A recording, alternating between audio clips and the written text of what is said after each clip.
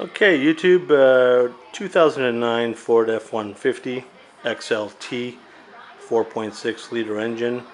What you're seeing here is the driver's side window regulator with the motor. This is the one that was damaged. You can see the broken cable down at the bottom right there. And right next to it is the brand new part that I'm going to be installing today. It's part WLRA-120 for my specific vehicle, and again it's for the driver's side door. So before I install the regulator, let me just explain to you how it works. Basically we have the motor that drives a pulley, and there are cables wrapped around the pulley, and you can see them in the sleeves, the black sleeves, and these cables run up and down on the two rails that will be fastened inside the door. And there are two holders, if you will, or clamps that clamp onto the bottom of the glass, and this is the clamp here on this side and clamp on that side. Basically moves up and down the track and allows your window to go up or go down.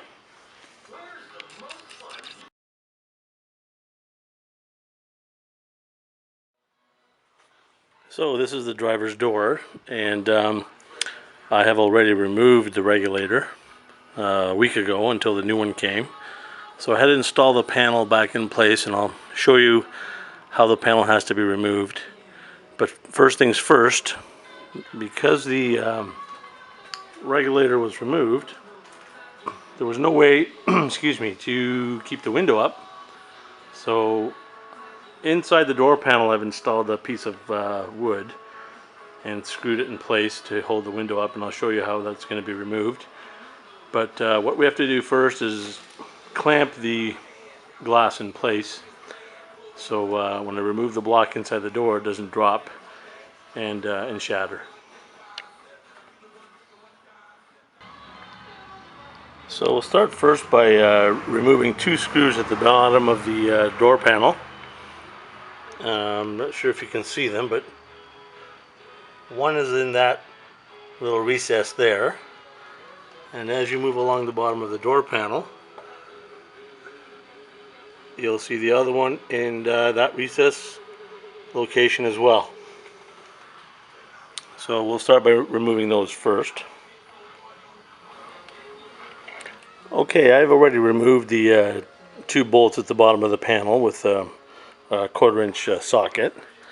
So the next thing to do is remove these panels, or little caps if you will. There's one in the door handle here. Now I've already removed mine, so I would suggest using a trim removal tool. I'm just using my screwdriver for now. And there's one bolt there, and then coming at the door handle there is a panel back here that needs a little bit of convincing, but comes off with, again, a trim removal tool. So once you've done that, you'll expose another bolt right behind the handle, and then with your tool you're going to go around the switch panel, control panel here, and it's held in place with tabs, one at the back and there's one at the front. So once you sort of pry that out of place, you reach up and remove it, exposing the wire connectors at the back.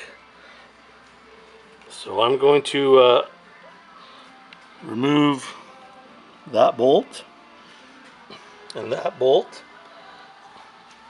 I'm going to disconnect the wire harness. There are actually 3 wire harnesses. You can see them there. And we'll be back. So with the 2 bolts removed, I neglected to mention that they were both 8mm bolts. one behind the door handle and one into the handhold. I'm now going to depress the tabs behind the electrical connectors to release the switch control panel, and I'll show you how to do that. So you'll see what's a bit of a push piece here, that what you'll do is depress with your thumb and give this a bit of a wiggle, and that pops out. Second connector, there's the part that you're going to depress. Again with your thumb, wiggle, and that's out. And then this piece here, you have to turn it over. There's the piece that you're going to push and pull that out, and that was it. So I've now removed the switch control panel. So with the switch control panel out of place, or removed, I'm going to grab the bottom of the panel, pull it outwards, and then lift the panel up.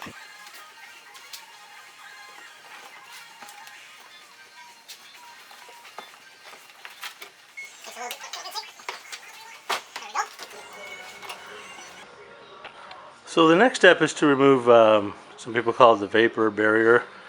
What you'd have to do as well is, I've already done this here, but you're going to see 4 screws holding the speaker in place.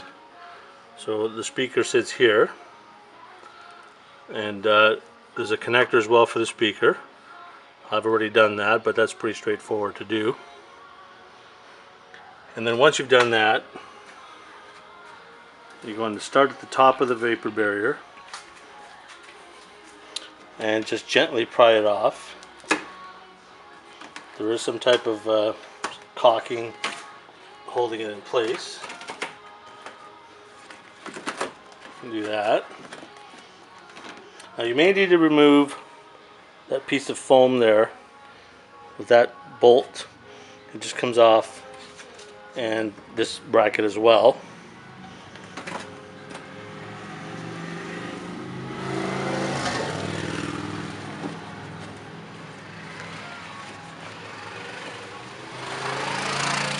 So I think what I'll do is I'll remove those to expose the door panel. So I mentioned earlier about a piece of wood blocking that's holding the window up, and what it is a scrap 2x3 piece of wood that I had. I inserted it behind the door panel and held it in place with a screw and a washer. So I'm going to go ahead and remove that now.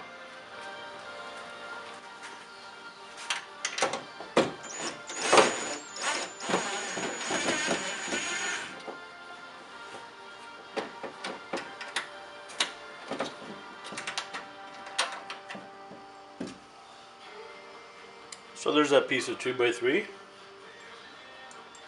It was just held in place with the screw and the washer. And that kept my window from falling down, and it looked pretty clean. There were no wedges or anything else inserted up here in the glass.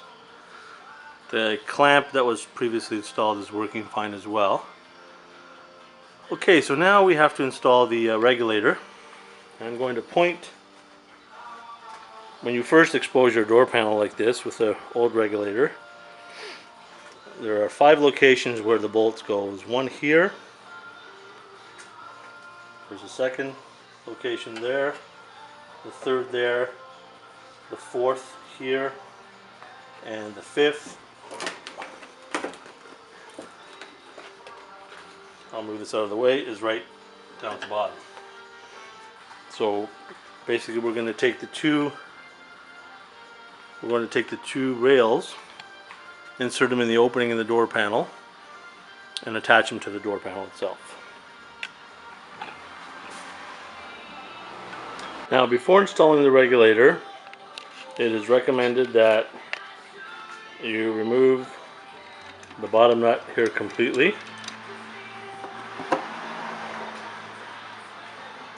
And the one on the other side as well. As well as the nut at the motor. Now you don't have to remove that nut. What you should do is loosen it as much as you can, and I'll explain why. The same with that one here at the top, because those two actually sit in the slot. The two upper ones. So you can see here the shape of this hole. So basically you can leave the nut in, it'll go through here, and come down at the bottom and rest there. And the same with that one, due to the shape of the hole. So you don't have to worry about removing those two. Okay, so after a little bit of convincing and a lot of patience, the regulator is now installed inside the door panel. This is one of the railings that the rails that you saw previously when I had it on the ground and I showed you the regulator. The other one's tucked behind here. So this is the bolt that holds the motor in place, the regulator. These are the bolts that I told you not to remove at the top, but in hindsight it's better to remove them. Makes for an easier installation. And these are the two bolts at the bottom that hold the bottom of the regulator in place. So I'm going to go ahead and tighten those.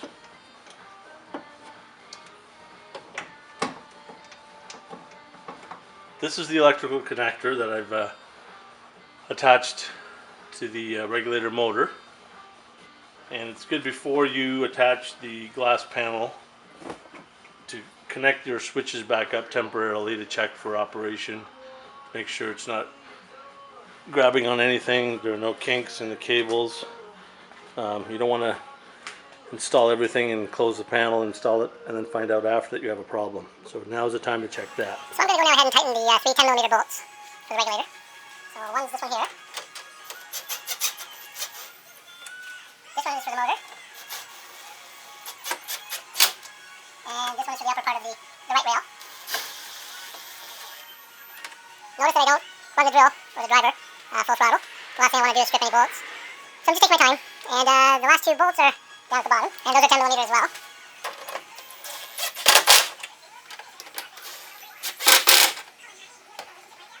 So after I check to make sure everything's tight inside the door panel, I've connected the switch to the harness. The switch to the switch assembly. And I guess I should put my keys in the ignition to check and see if it works.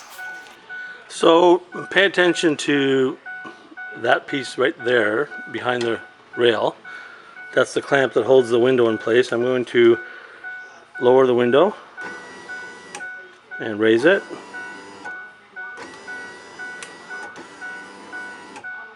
So we have full operation. And now the last step, with the regulator at least, is to bring those clamps up all the way. They will engage in the bottom of the window panel, and then we'll tighten. There's a hex bolt right behind here that will tighten the clamp and attach the window basically to the regulator. Then the rest is all the reverse steps, and we're done. Okay, so it might be hard to see with this particular setup and the lighting, but the two clamps at the top, the bolts for those clamps have been now tightened. They've grabbed onto the bottom of the glass, and voila.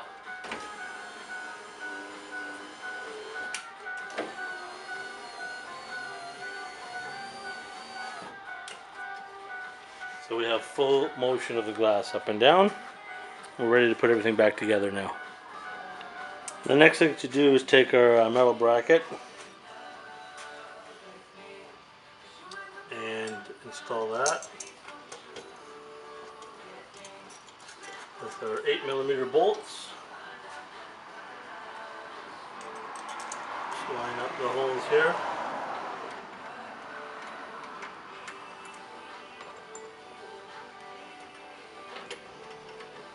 Like that. Take our driver.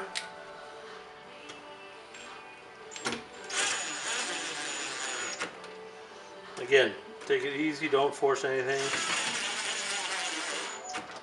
You don't want to strip any threads.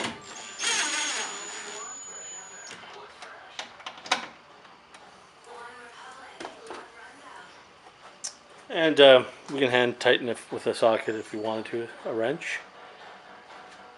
And after we've done that, we'll take our piece of foam. This presumably for energy absorption after impact. And we'll snap that in place here and on these tabs. Probably starting with this one first. There we go. And that one.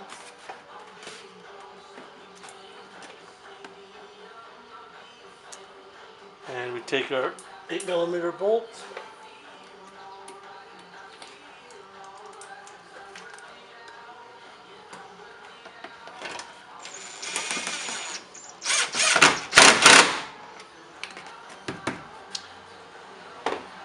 Okay, so now we're ready to put the panel on. So to install our speaker, we have to attach the connector first.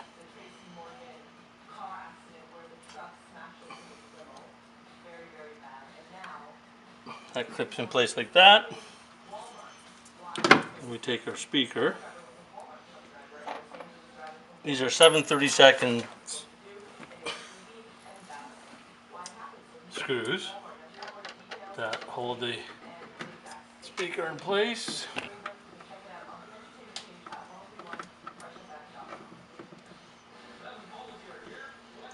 Kind of thread them in by hand first.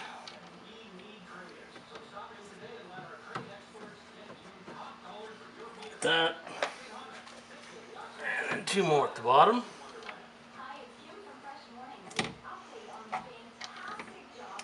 Perhaps if you were thinking of replacing your speakers with something higher performance, you can use this video as well to see how to do that.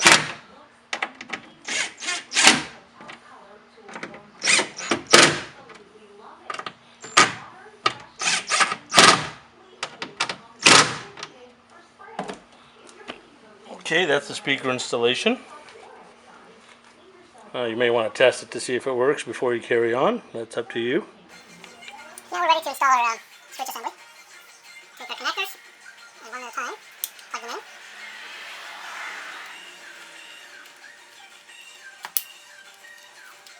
I don't know if you can hear the snap, but that tells you they're in tight.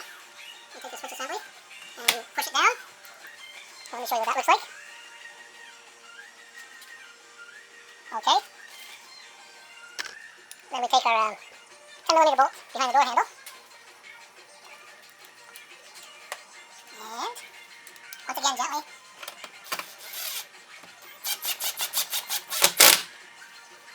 There we go. And we have our other 10mm bolt. That's going in here.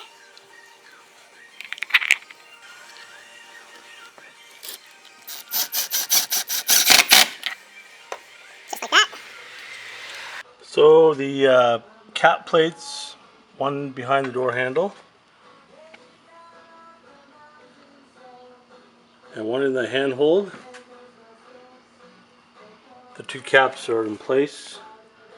And the last thing to do is take the 2 1/4-inch bolts and attach the bottom of the panel to the door, and we're done. And that's how you replace the regulator and the window motor for 2009 Ford F-150 XLT 4.6 liter engine. Thanks for watching. I hope it was useful to you. I know I learned from others on YouTube, and this is my way of paying back and thanking those who posted before me. Goodbye.